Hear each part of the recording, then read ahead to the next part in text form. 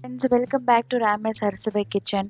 நாம் இன்றைக்கி இந்த வீடியோவில் 1 பார்ட் சாம்பார் ரைஸ் எப்படி செய்யலாம் தான் பார்க்க போகிறோம். இந்த சாம்பார் சாதம் செய்கிறதுக்கு உங்களுக்கு அரை மணி நேரம் மட்டுமே போதும்.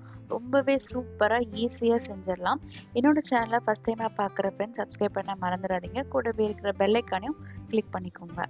இந்த சாம்பார் சாதம் செய்கிறதுக்கு நான் 1 கப் அளவுக்கு அரிசி, 3/4 கப் அளவுக்கு துவரம் பருப்பை ஏற்கனவே கழுவி நான் ஊற வச்சுருக்கேன். இது ஒரு பக்கம் இருக்கட்டும். இப்போ இந்த சாம்பார் சாதத்துக்கு தேவையான காய்கறிகள் என்ன பார்த்துடலாம். இதில் ஒரு 10 போல் சின்ன வெங்காயம், ஒரு 5 பல் பூண்டு, முருங்கைக்காய், முள்ளங்கி, கேரட்டு, 2 தக்காளி நான் எடுத்திருக்கேன். இதை தாளிக்கிறதுக்கு ஒரு குக்கர் எடுத்துக்கலாம். குக்கரில் ஒரு 3 டீஸ்பூன் அளவுக்கு எண்ணெய் சேர்த்துக்கோங்க. இந்த எண்ணெயில் ஒரு 5 பல் பூண்டு எடுத்தோம், அதையும் நம்ம எடுத்துக்கலாம். அந்த வெங்காயத்தில் பாதி வெங்காயத்தை எடுத்து நம்ம சேர்த்துப்போம். மீதி பாதியை நம்ம தாளிக்கும் போது யூஸ் பண்ணிக்கலாம். அதனால் 5 போல் இருக்கிற வெங்காயத்தை மட்டும் எடுத்துக்கோங்க. அது நல்லா ஃப்ரை பண்ணிக்கோங்க. இதில் நான் முள்ளங்கியை ஃபஸ்ட்டு சேர்த்து ஒரு 5 நிமிஷம் ஃப்ரை பண்ணிக்கிறேன். ஏன்னா முள்ளங்கியில் ஒரு ஸ்மெல் வரும். அது எல்லா காய்கறிகளோடு சேர்த்து செய்யும்போது கடைசியாக சாப்பிடும்போது உங்களுக்கு அந்த சாதத்தில் ஒரு மாதிரியான ஃப்ளேவர் வரும். அதனால் முள்ளங்கி சேர்க்குறதா இருந்தீங்கன்னா முள்ளங்கியை முதலையே சேர்த்து ஒரு 2 நிமிஷம் நல்லா ஃப்ரை பண்ணிவிட்டு அதுக்கப்புறம் மற்ற காய்கறிகளை சேர்க்கலாம்.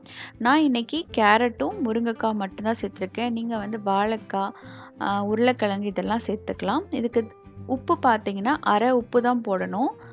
மஞ்சள் தூள் அரை டீஸ்பூன் அளவுக்கு சேர்த்துக்கலாம். இதெல்லாம் சேர்த்து நல்லா ஃப்ரை பண்ணிக்கோங்க. உப்பு ஆரம்பத்திலே நிறைய உப்பு போட்டுறாதீங்க. ஏன்னா பருப்பு நமக்கு வேகாமல் போயிடும். அதனால் ஒரு அரை அளவுக்கு மட்டும் பகுதி உப்பு மட்டும் போட்டுக்கோங்க. இதில் நான் 2 தக்காளி சேர்த்துருக்கேன். இது கொஞ்சம் நல்லா வதங்கின பிறகு ஒரு டீஸ்பூன் அளவுக்கு சாம்பார் பவுடர் சேர்த்துக்கலாம். நல்ல ஃப்ளேவர் கிடைக்கும்.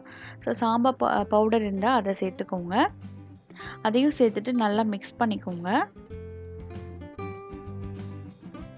இப்போ இதில் தேவையான அளவு தண்ணி சேர்த்துக்கலாம். நான் 1.5 கப் அளவு அரிசி பருப்பு ரெண்டுமே சேர்ந்து வரும்.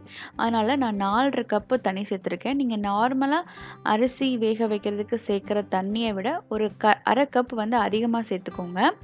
இதை சேர்த்துட்டு நல்லா கொதி வந்த பிறகு நம்ம ஊற வச்சுருக்கிற அரிசியும் துவரம் பருப்பையும் நல்லா சேர்த்துடலாம். இப்போ இதை சேர்த்துட்டு நல்லா மூடி வச்சிடலாம்.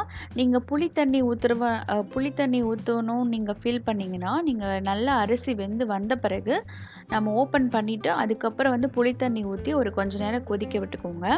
இப்போ நல்லா ஏர் வந்துச்சு. நான் இப்போ விசில் போட்டு ஒரு 4-5 விசில் விட்டுக்கிறேன்.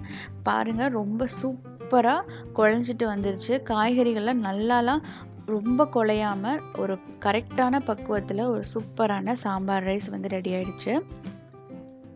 இது கொஞ்சம் தண்ணி எக்ஸஸாக இருக்கும். நீங்கள் நல்லா மிக்ஸ் பண்ணும்போது அது நல்லா கொதிக்க வைக்கும்போது திரும்ப அந்த தண்ணி கரெக்டாக வற்றிட்டு உங்களுக்கு சூப்பரான சாம்பார் சாதம் கிடைக்கும். இப்போ நான் தேவையான அளவுக்கு உப்பு சேர்த்துருக்கேன்.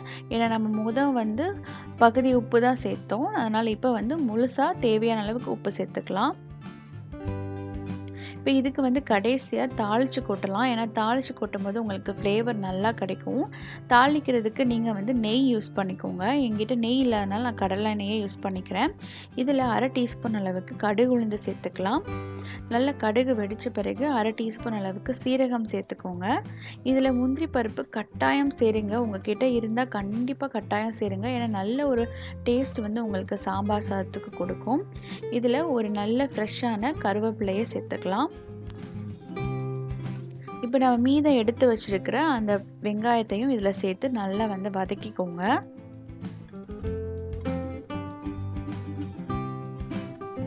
இப்போ இதில் பார்த்தீங்கன்னா ஒரு 1/4 டீஸ்பூன் அளவுக்கு பெருங்காயத்தூள் சேர்த்துக்கலாம். இதெல்லாம் சேர்த்துட்டு வெங்காயம் நல்லா வதங்கின பிறகு இதை அப்படியே அந்த சாம்பார் சாதத்தில் சேர்த்து மிக்ஸ் பண்ணிக்கோங்க.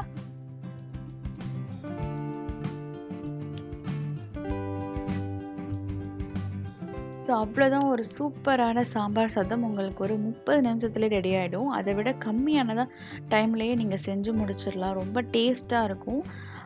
சாப்பிட்றதுக்கு ரொம்பவே சூப்பராக இருக்கும். நீங்கள் கடைசியாக நெய் இன்னும் ஒரு 2 டீஸ்பூன் அளவுக்கு நெய் சேர்த்து நல்லா பரட்டி விட்டுருந்தீங்கன்னா அவ்வளோ டேஸ்ட்டாக இருக்கும். நீங்கள் கண்டிப்பாக ட்ரை பண்ணி பார்க்கலாம் இந்த சாம்பார் சாதத்தை. இந்த வீடியோ உங்களுக்கு பிடிச்சிருந்தா சேனலை மறக்காமல் சப்ஸ்கிரைப் பண்ணிக்கோங்க.